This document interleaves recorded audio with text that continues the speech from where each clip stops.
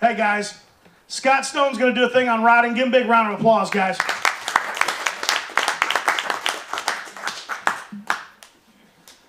So just so you, can we drop the projector? Because I'm not using it. Yeah, I'm not using the projector at all.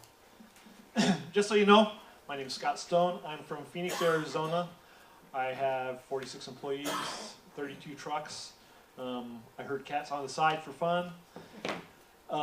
We do about $4 million a year in business. There is a lot of logistics that go into running our business. I came from the trucking industry where I had 160 route drivers that worked for me every single day. So I have a little bit of experience with routing. I have learned how to do it. I've learned some of the efficiencies and all that. But the question for me that I have for you, and I want this to be interactive, is why do you think that you need to establish routes? Efficiency. What kind of efficiency? Time management. Time, okay. Fuel. Fuel. Cost, okay. Right, those are all really valid things. It also improves the customer experience.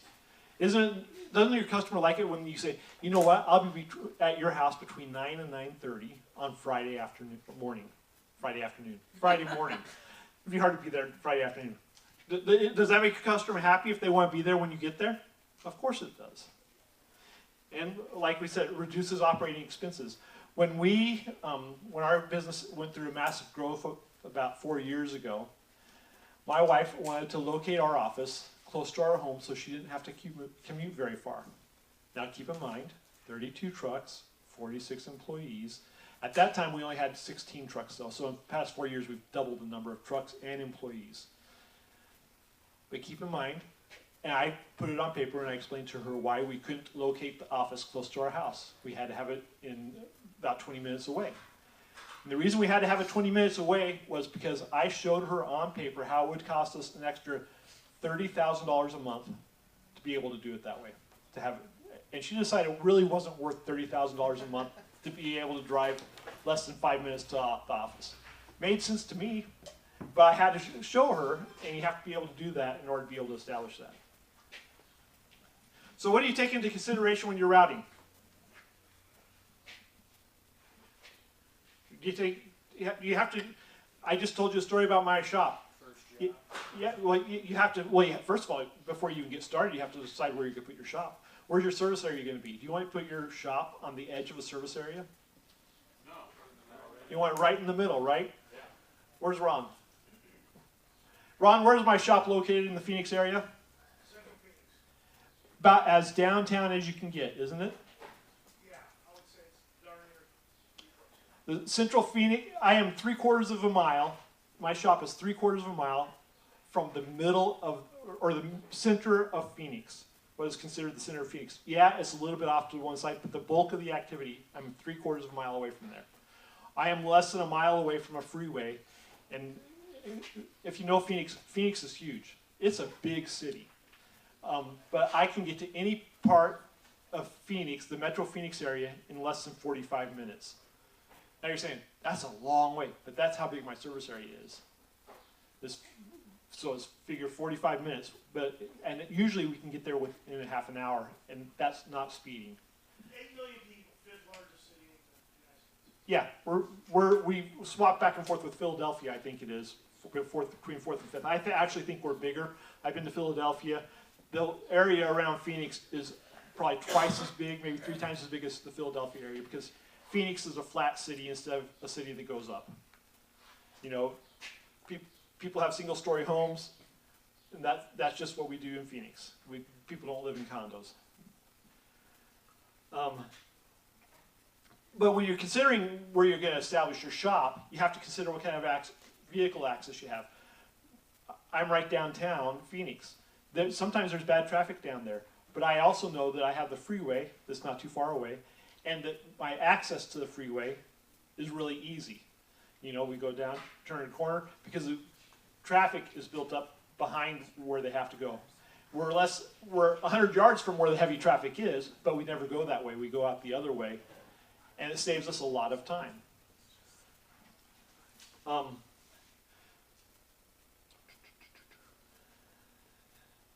So some of the things you need to consider what your natural barriers in your area are. If you've been to Phoenix, we're set up in a grid pattern for the streets. All the streets are straight. So, it looks like a big tic-tac-toe thing where all the streets are straight. But we do have a few mountains, but basically all the streets are straight. I know in other cities, it's like someone dropped some spaghetti on the ground and it's going all over because they follow the cow paths that existed 200 years ago, right? And so you have to figure out how you want to divide up your area, how you want to quadrant it out or whatever.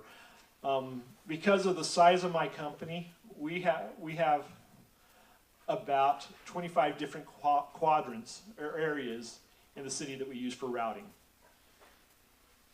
Okay? And so each one of those, we know what it is. And if we have to extend outside of that quadrant, we don't go more than the associated quadrant next to it out in order to make a full route. Because everything is, we try and keep someone in that area all the time, because that's their area of responsibility. But you need to, one of the things you need to know when you're doing your routes is how you want to divide out your area. You don't want to be hopscotching all over the city because fuel, time, and actually the time will cost you way more than the fuel ever will. If you're paying your guy, say $15 an hour, benefits, FICA and all that stuff, it's really costing you $18 an hour. My guys cost me more than that. It adds up really, really quickly, and even if it's half an hour out of their way, that's $9. If you have two guys in the trucks, that's $18. That's a lot of fuel and a lot of mileage. And then you have to stop and consider how much the actual running for your cost of your truck is. I know what mine is. I can tell you to the penny how much it costs me. I can tell you that every 6 months I'm going to have to do brake pads on every one of my trucks because I track that stuff. I know that at 60,000 miles we're going to start doing ball joints because I've established those patterns, and so it makes it easier to do maintenance. But that's whole nother story. But all those things are costs that add up. My trucks cost me, without fuel, about 60 cents a mile to run. Okay, you add in fuel, it's a lot more expensive. But 60 cents, my insurance is about $26,000 a month. But you gotta remember, how much did I say? We revenue $4 million is a lot of revenue. It's really, Lisa, it's worth it to pay that money. But it adds up, and you have to control those costs along the way.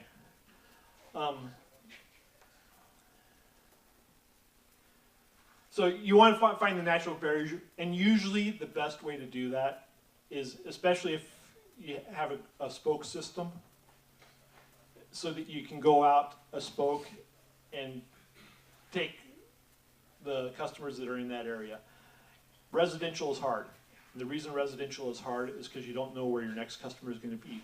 But you do know that there's a good possibility that you can concentrate in a certain area, right? All you guys that do residential, you can concentrate in a certain area. It makes sense. In my office, I have a big map, or I did have a big map. Now my son has it. But it's of the entire Phoenix area, and I have it separated out into quadrants. And actually, they do it really well for you with the line, the AA1 or whatever, so you can find a street. But they do it really well for you. I have it separated out into quadrants so that I can know where stuff is. And that's how I plan my routes. But you need to decide, are you going to set, how you want to set up a route. You can do it in quadrant. The advantages to the quadrant is there's a nice small area that the guy is responsible for. You know where he's going to be every day. You know what he's going to be doing there. The advantage to the pie is you can hit the stops all the way out to the office and then come back and hit stops on the way back. And you're just going in one thing instead of bouncing around all over the city. My trucks average driving about 55 miles a day because of the routing. If we didn't do it the way we have it set up now, I have figured we'd probably be driving 120 miles a day. That's $36 a day per truck. That's what, $1,000 a day total. That's $365,000 extra per year. if we didn't do the routing. It can save you a ton of money. And all that money is pure profit. That's the money that goes in your pocket. And I really like to have that money in my pocket. So, I know I'm going through this really fast. And please, if you have a question, please ask it. So this is how we do it. I'm going to set up the route over here on this wall. I hope you can see it pretty good. What we do is we have, if you go into my wife's office, she has a wall that's 8 by about 10. And she covers that wall. And the wall next to it has stuff on it too, of just the routes that we do. We have set routes. We have about 60 different routes that we have to run every week. And it doesn't sound like a ton for that many employees, but it is. It works out to where it's a lot. But what we do is we'll have someone's name. We'll have our friend Hank here. And honestly, we also put their picture next to it because we want to remember who's who, to be honest with you. And it just makes it easier. We also like to put certain personality types in certain parts of the city. I'm trying to say that tactfully. Because honestly, there's some people that just can't work in some of the worst parts of the city because we know that they will get in fights because they've proven that they will get in fights. So we target personality types for this different parts of the city. That's what we do. And then what I like to do is, especially for like residential, the first thing I'm going to do on we use 3x5 cards. We don't use this big a sheet. So the wall's covered with 3x5 cards, not these sheets. But we'll put the location. So say you want to go to, I'll use my dad's address, 8036 East Virginia.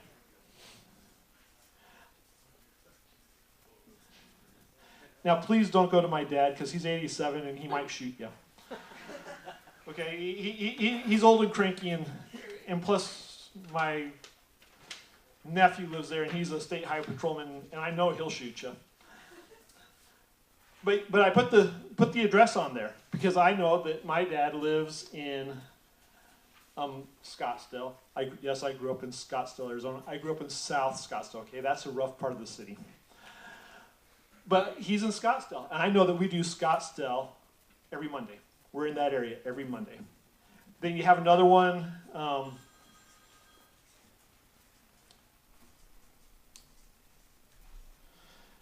That's in Phoenix, and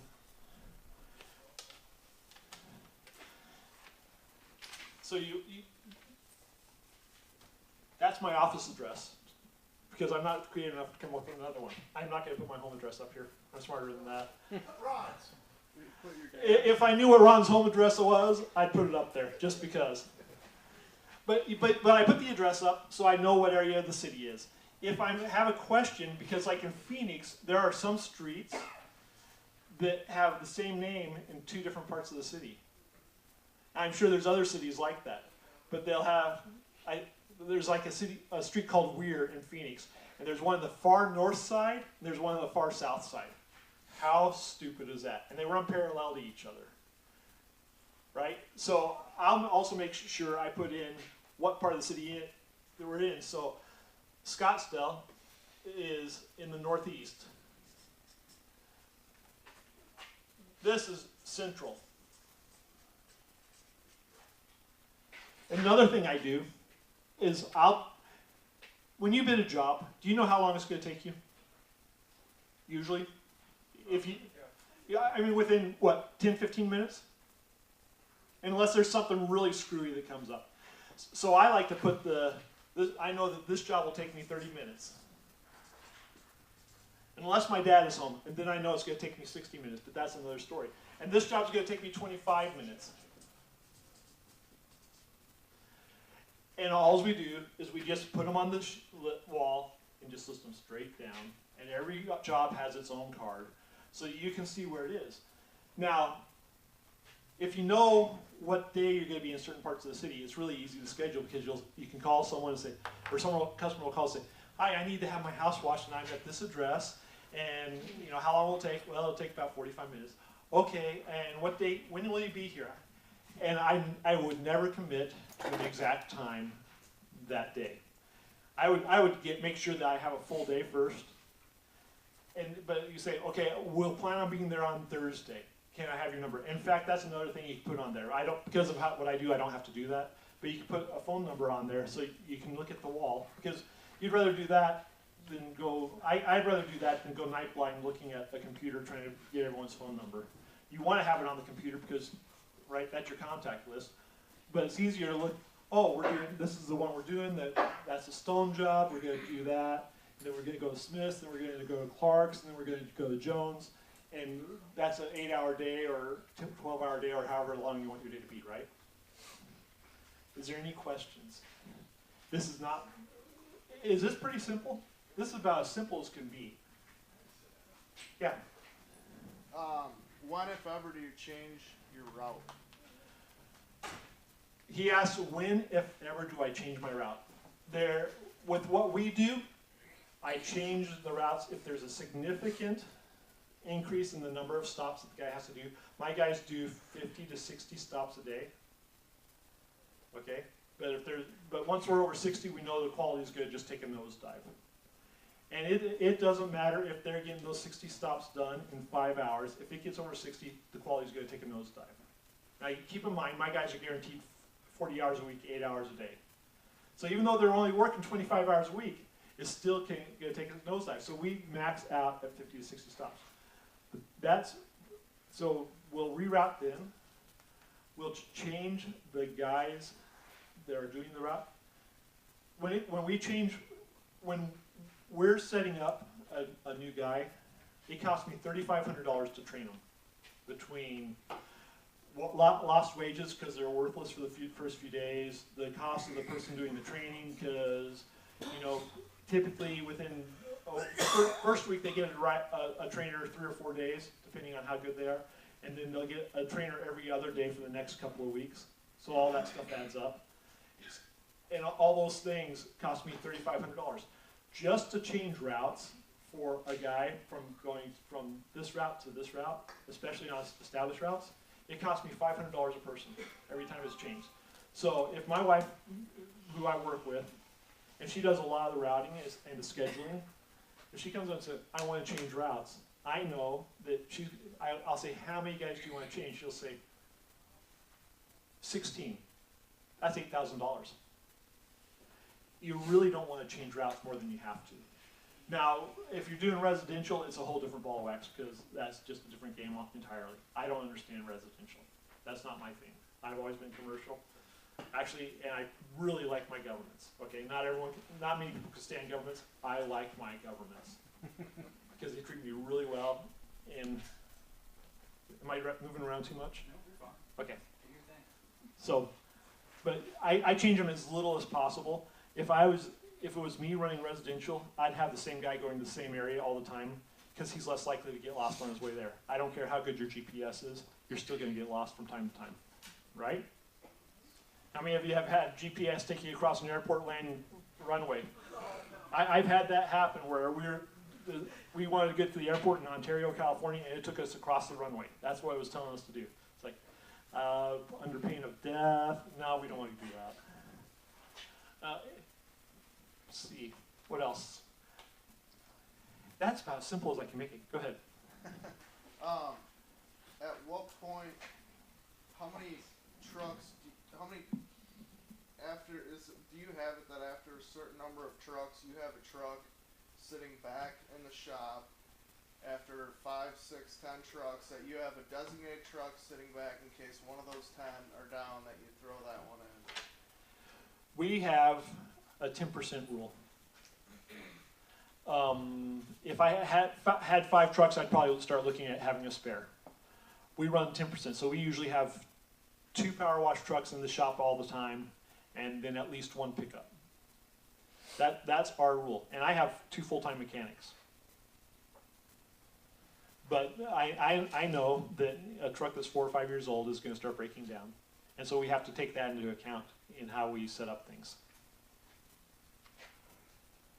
You I have 22 F-350s. That's why you don't have so many in the shop. Yep. I have 3 F-250s. I have 7 F-150s and 2 Toyota pickups. And the Toyota pickups are, well, I have one F-250 is a 2004, and it has 180,000 miles on it or something. It just broke down for the second time in its life this week. Fuel pump, second time. Scott, do you have any time to talk about your systems? Excuse me? Do you have any time to talk about your systems? What do you want to know? Just talk about how important they are and how you develop them and how it helps you schedule and run your business. Sure. I believe in systems. I have a procedure for everything. I have a written procedure for if someone calls in with an accident. If someone gets hit, we know exactly who's going to go out and look at it and what they're supposed to do. They know which pictures they're supposed to take. The driver knows what pictures he's supposed to take right away.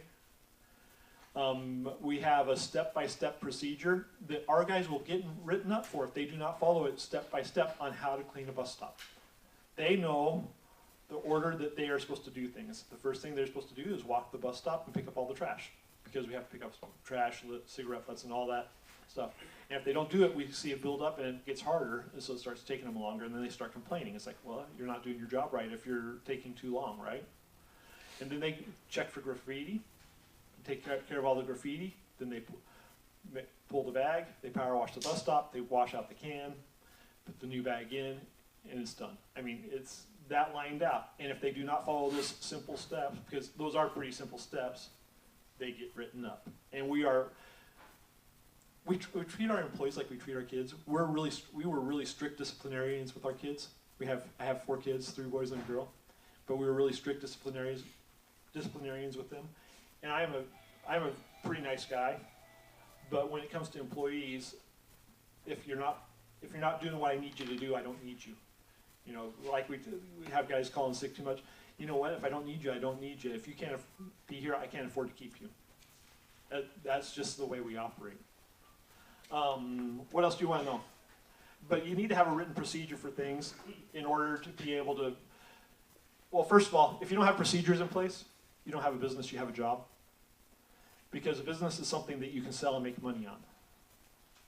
And I have my business set up, and it was funny, I have a 27-year-old son that works for me, and he had to go, and we have 4 janitors that work for us because of what we do. And all they do is clean bathrooms and that sort of thing. And my son had to go with one of the janitors a couple of weeks ago. And I said, okay, this is what I want you to do while you're there. You know, he has his mighty history degree, and so he's really smart because he's college educated. I said, this is what I want you to do. I want you to go and write down every single thing that she does. And so he came back, and I said, did you write down every single thing she does? Because I don't know what she does. She knows what she does, but I don't know because that's not my area. He goes, no, but I have it in my head. No, that's not what I asked for. I want you to write down every single thing. And we actually had a fight. He says, I don't see what the purpose is if I'm just going to write it down and we're going to file it and forget it. And I had to explain to him, and actually re-explain to him 3 or 4 times until he understood that the reason we write it down is so that if we have to, I can go up to, you know, one of my supervisors and say, Jose, you're running Maria's route today. And yes, I do have a lot of Hispanic employees because they're the ones that apply for the job. You're running Maria's route today. This is what you need to do. And it'll be down to the detail of what he needs to do so he can replicate what she does every single day, because as long as he's doing what she does every single day, there's no complaints. It's when you start, what Steve was talking about washing trucks earlier, where you have to do the same thing every time. As long as you're doing the same thing every time, they know what to expect. But once you step out of the norm, they don't know what to expect anymore, so they're going to complain. That make sense? Need more? You need more information? What else do you need? Yeah, but we have a notebook of systems. I don't even think my wife realizes that we have a notebook of systems, because that's my area. She handles the money and the human relations, and she knows that there's systems in place. We actually have 67 steps on how to clean a bus stop. And it starts from the moment you roll through the gate at the start of your shift to the moment you leave at the end of your shift of what you're supposed to do. And it's amazing how many people have a hard time following those 67 steps or whatever it is. So if you don't have systems that specific already in place and you've got several people working for you, is it difficult to get them on board with following those systems? Yes, once you have the system in place, if you've done your training properly, it shouldn't be hard because what you're writing down in the system is exactly what they do every day anyway.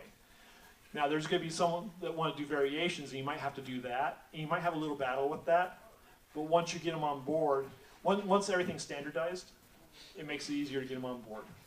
You set the expectation, this is what you're going to do, and this is why I want you to do it, and it makes it easier for them to understand what they need to do. But yeah, sometimes there's a little bit of battle because, well, the boss is stupid, right?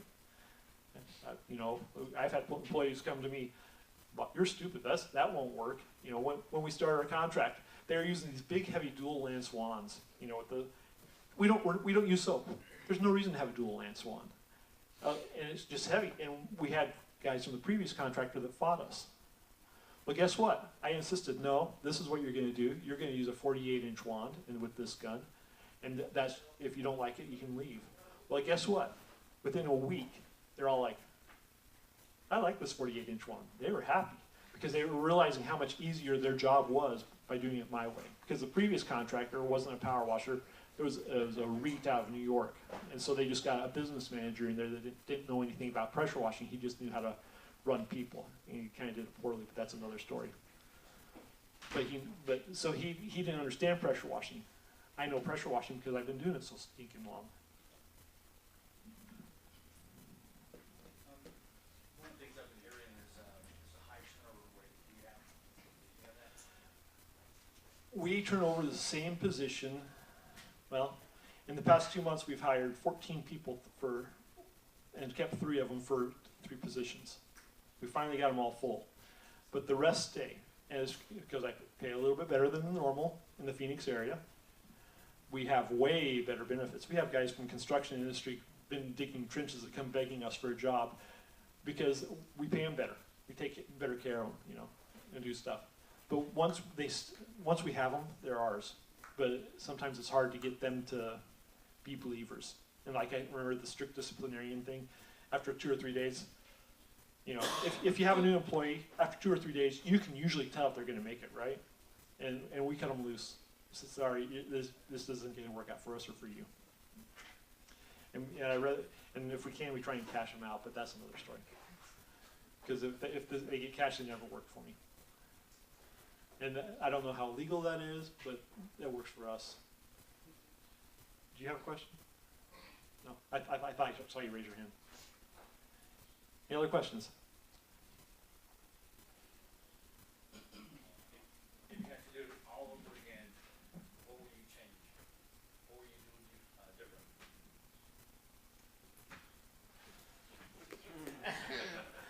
Wait, is this going on the internet? Ron's controlling the videos. Oh, you're in trouble. You're right. What am I going to say, Matt? Keep your day job. I know. I work with my wife. My wife has a very strong personality. She's also very, very bright and very, very sharp. And she's one of the most organized people I have ever met in my life. You think I'm good with this stuff? She makes me look like, and she forgets nothing. But the hardest thing I do is work with my wife every single day. I tell her that because we have strong personalities. She didn't see that, Eric. You're good. Construction. Oh, okay. But Lisa, is it hard to work with your husband every day? Because your standard is different from his standard. You're looking at it from a male versus female perspective. My communication skills are different than his communication skills. Exactly. There's a whole lot of things that go in it. So working with my wife is really hard. If I had my choice, I wouldn't do it. But I also know that if I had my choice and we didn't do it, my marriage probably wouldn't last. And I don't want that either because I really kind of like my wife. She's kind of fun to be with. Not no, but heck no, I'll never work with my wife. That's for sure. growing the business to where you're at now, what would you do different to grow it, make it better, the biggest mistake or biggest achievement that you did? When our business went through a massive growth about 4.5 years ago, I bought machines, Aladdin's, and Scott? yeah, We're recording. thank you, I know. There he is. They, Just wanted to tell you. yeah, I had a purchase order for certain specs on the machine, and when they came, now you have to understand, I got the okay from my contract on the night before Thanksgiving. Cut the camera. Oh, just cut them off. Just go ahead and tell it, Scott. Okay, I got to get a city government